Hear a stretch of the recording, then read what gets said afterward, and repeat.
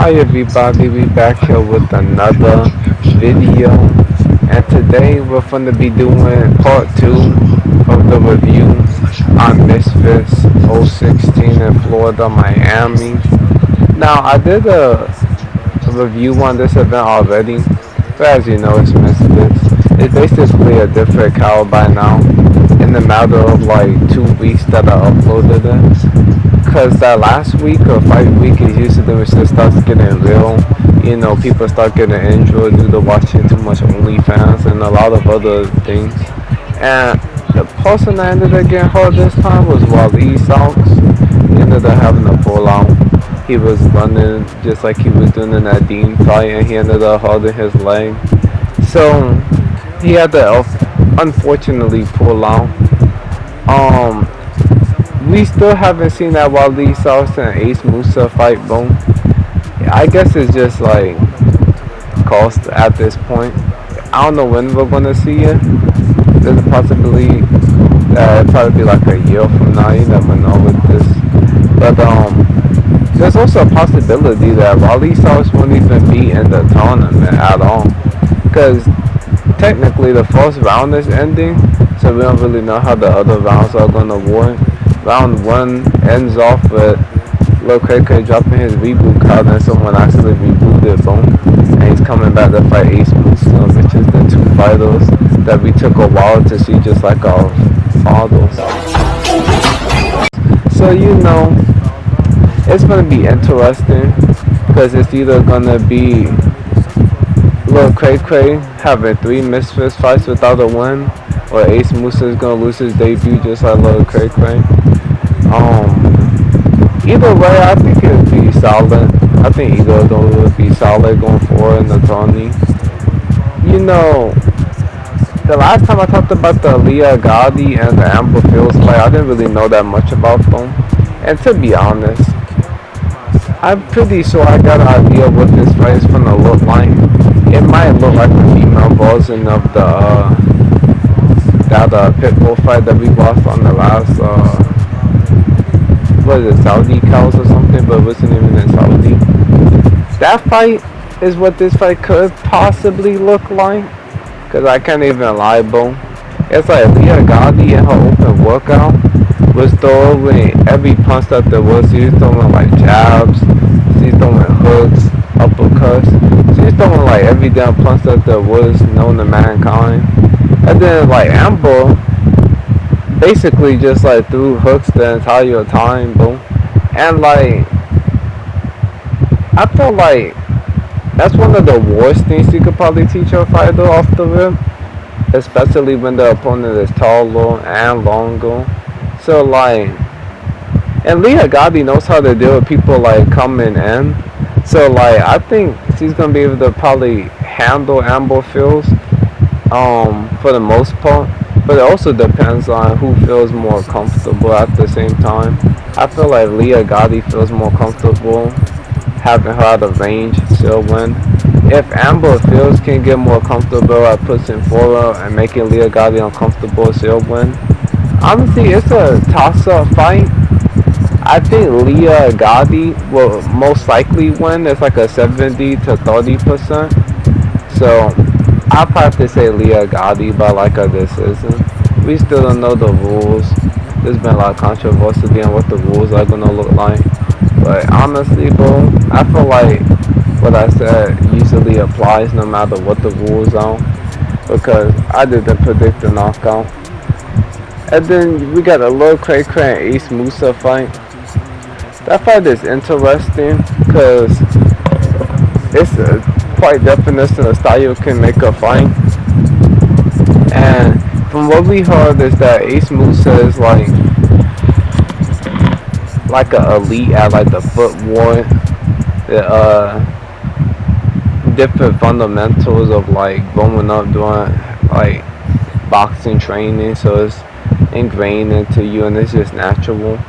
And then we got a Lil KK, which is already kind of like a natural at boxing, different styles, doing different things.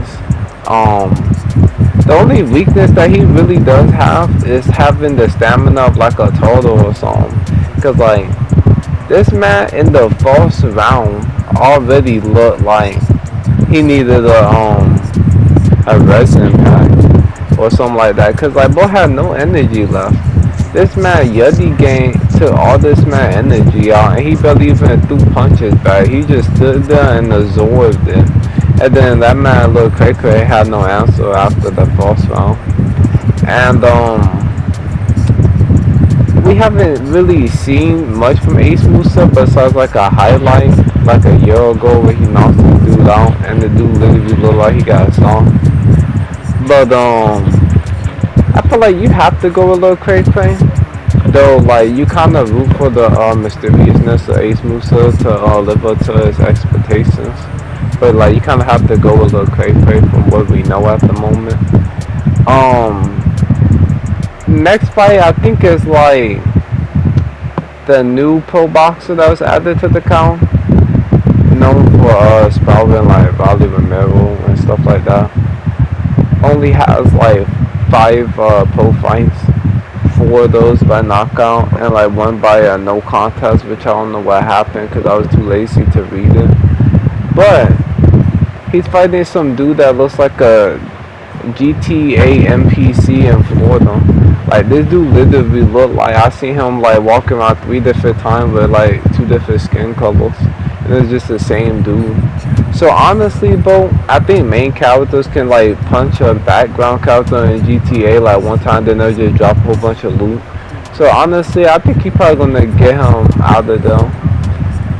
Probably pretty quickly, to be fair. Most of his knockouts are like 1 round to like 3 rounds or something like that. So honestly, he probably gonna get him out there pretty quickly, pretty swiftly. And then the next fight might be Amir Kasman or Yeti Gang. I'm gonna say it's most likely gonna be Yeti Gang, the Argentinian dude. The Argentinian dude, I think he'll probably look better in this fight than he did in the Pulia Rift one, because he'll probably be more active, and plus he transitioned to being fruity, so you never know, bro. You see what that did in the Olympics, maybe he'll do something like that in the tournament. It'd be kind of interesting though, because like maybe he like absorbs something from kissing on a Fred. You never know, like he might have a demon bat and that shit might actually come in clutch.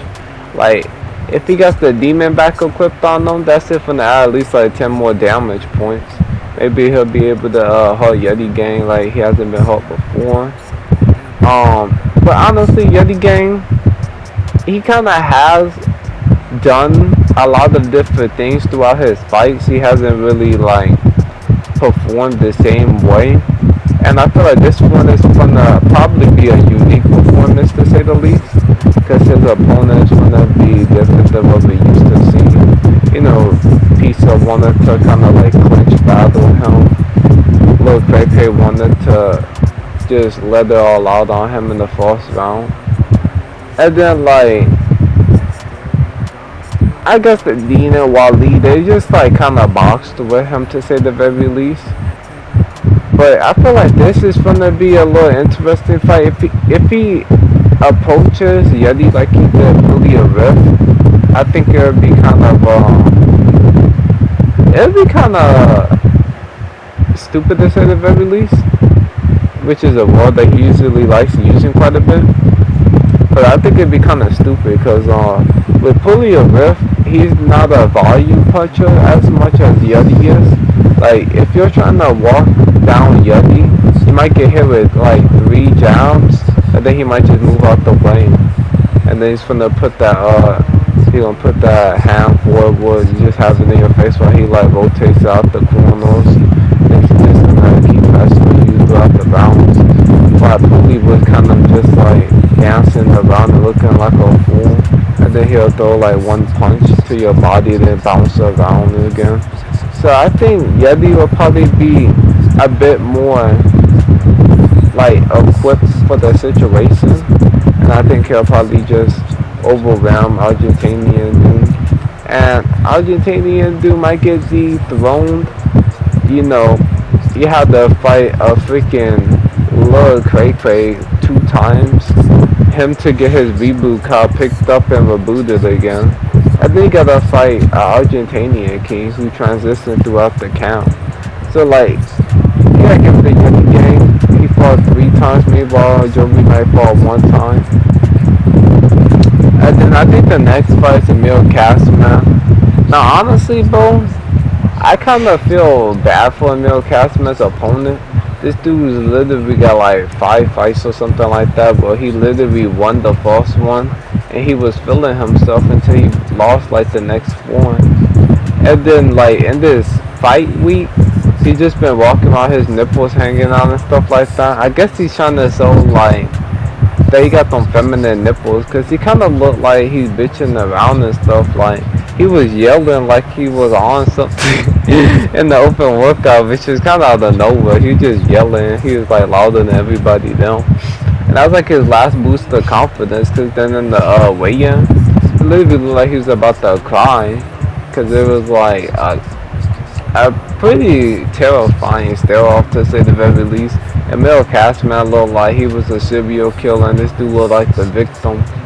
So, you know, Emil Castleman's gonna probably touch him however he wants to after landing off that smile, and I'll probably just let him, to be honest, because I don't think you can really do anything about it. I think you should just stand there and get touched.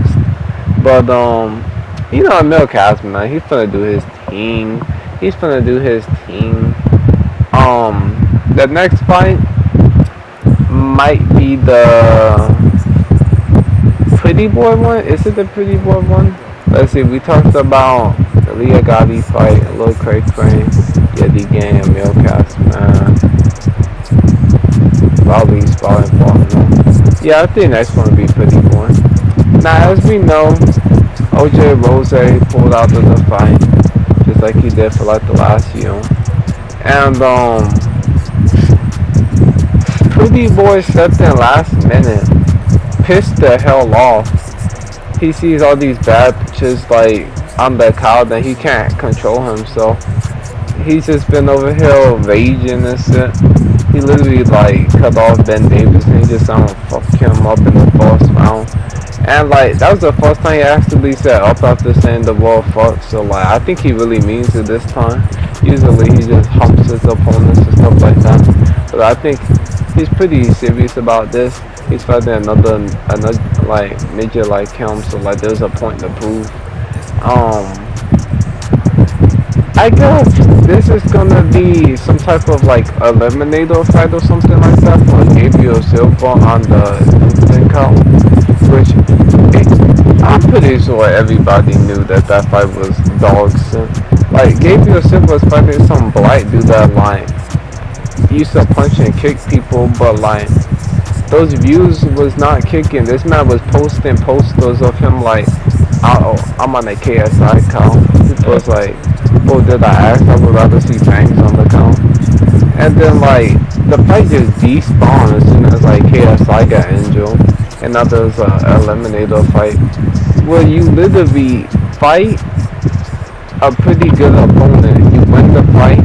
You got like 2 weeks to basically prepare for somebody else and some tournament style shit. If Pretty Boy can get through this fight healthy enough to go and fight Gabriel in like 2 weeks or something, you know that's probably Gabriel's command. He wants like Pretty Boy to not be at his full HP. He wants him to be like at 50 HP when they go into the fight. But honestly, you know, you kind of got the root for Pretty Boy in this one, cause like there's a potential to get a really good fight. Getting that fight is a quite definition of him. We got that Julian Balby fight out of November, and honestly, we got to see Gabriel Silva versus Pretty Boy for the title. It just doesn't make sense for Samuel Erickson to get the fight. He just came into Misfits. I mean, to be fair, even this Pretty Boy fight came out of nowhere. I thought it was going to be either announced straight away in the ring when they talk to each other, or I just thought that they were just going to have like fights in between and then like have a storyline build on. But sometimes you kind of gotta like get some stuff done in order to get some other stuff done, and in this case they need something in order to get that Gabriel fight that we all want to see. And then we got the main event. We got FaZe Temple versus Josh Buchner. The same main event. We know Josh Buchner stepped in to replace Papi Lacito, whatever his name was. And this fight honestly is probably more interesting to say the very least. Because with the Papi Lacito dude, he was pretty inexperienced. Even Josh Buchner has less boxing fights than FaZe Temple does. But the Papi Lacito dude didn't really have that much experience. He fought like some guy in their debut and he beat Mini Khan by like split decision or something like that. So the Josh Buchner fight overall kind of just made more sense. And Josh Buchner has always been somebody that you put towards the top of the column, and then FaZe Temple kind of like always towards the top of the column, so it makes sense that it would be a main event with them too. But the big thing about it is that one of these fighters with a win have a possibility to proceed in the tournament to get a KSI title that he vacated. And ultimately, the winner is going to be fighting either DTG or Mini Khan. So we're going to get to see them fight a black dude. You know, black dudes are pretty tough. Kenny hasn't been able to beat one yet. So it's going to be interesting to see if Josh Buchner or FaZe Temple could beat a black dude. And they both have been finished on the same column. You know, the KSI with Temple and the South Papi with Josh Buchner. But there was a difference in which they have failed and weren't able to continue. It was more so the fact that like Josh Buchner wanted to be on the ground, like on his knees, looking up to the Papi, just like walk side to side in the ring, running in place. And ultimately, he ended up finding a way to lose to Pillsbury Doughboy. And then he just kind of like disappeared and had children. Whilst on the other hand, FaZe Temple had children too. He ended up, you know, having to raise King Kenny's grandchildren. So ultimately, they both are raising children. But when FaZe Temple went down, it was a whole different story. You know, he tried to get up, but then he fell back down with his ass in the L. And honestly, bro, it was like he was in doggy style predicting the future of his life. And ultimately, he ended up looking like Naruto. He got the tail beast removed out of him. It was pretty tragic to say the least. And then he did a little comeback where he fought some ugly troll looking dude. He looked like a goblin or something. And he basically had to vanquish the evil. All the OnlyFans pictures and stuff that he'd been selling to people and stuff. He was basically like an OnlyFans dark web supplier. And he had to put him out of business. But a lot of people say that he looked better in that fight, but his opponent wasn't as good as we have seen him get knocked out by. So it's going to be a pretty good test if he can get past Josh Buchner in a pretty good fashion, or just convincible way, as long as it's not nothing controversial. In this fight though, it's going to be interesting because FaZe Temple likes to get into range and throw like power shots. Josh Buchner is kind of more like a slingshot, to say the very least. He's gonna like pull back and then he's gonna just like launch like a stone at you. He ended up leaving the mouth, and I saw Papi's face with like one of the first exchanges. So Papi just endured it. But I feel like he could probably surprise FaZe Temple with his power a bit. I think FaZe Temple will be able to handle it for the most part. There might be a moment in the fight where like the judges are getting ready to write him off, but then like he makes an epic comeback or something like that. But honestly, I think FaZe Temple is gonna be able to like endure through this fight with his chin still intact. Last couple of fights, it was like a robot. His chin just flew in the sky and shit, and it just got sniped away. In this fight, I feel like his chin is gonna probably take some damage, but it's gonna show that it has a endurance meter that got increased quite a bit. He got a few level ups. Um, and plus with Malik Scott, he only trained with Malik Scott since the KSI fight. And Siston, he ended up getting better in the Ginty fight. I feel like this fight is gonna show how much better he got with Malik Scott. To be fair though, in the short duration between the KSI and the Ginty fight, I'm pretty sure he already learned a few like game changing things, and that was like a few months. It's been like probably almost a year, probably like 8 months or something. So he's probably gonna learn a few more things. And I think he'll get the win. I think Faith Temple will probably get the win, but it won't be an easy win. I feel like if it's an easy win, it doesn't really show character development as much as it does if it's a little competitive, but you can like push through it. Cause to be fair, the Josh Buchner fight is probably, I would say probably like around like mid to high level in this tournament. He still got Bobby for like Le'Veon Bell as well. So like, I think he'll get through this fight. Josh Buchner could either get knocked on the ground and look up to another handsome man and just want to like give up before him, or it could just go to a decision where he ends up losing on points. But anyways, this is my Misfit 16 predictions, the updated version. It's probably longer than the original, but at the same time, the video is low budget as hell, but I do not feel like doing that much. I'm gonna just upload this video and go to sleep before the event starts. But anyways, I hope you guys enjoyed the video. Drop a like, subscribe, hit the bell, comment below. Let me know in the comments below which fight got you hyped. My personal fight that got me hyped, I would have to probably say is, Lil Cray Cray and Ace Musa. Well, I want to see what Ace Musa is packing. He might be packing more than Lil Cray Cray. Lil Cray Cray is kind of disappointed at the weigh-ins on like Amber Fields.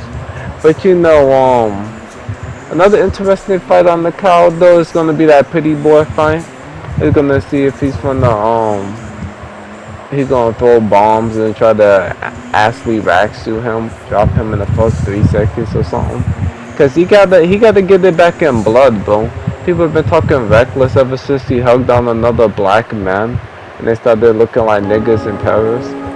But he hasn't accomplished his false title defense just to get the title. He's gonna try to defend it against a dude that literally could jump in the air and kick like 3 times. So we're gonna see how that fight goes, but those are probably my 2 personal like question mark fights on what's gonna happen. And I'm curious to know which let me know which card y'all think is better between this one and the KSI one, to be honest. This one still might be better, but that's just me though. So I'm putting my defenses up, 'cause I don't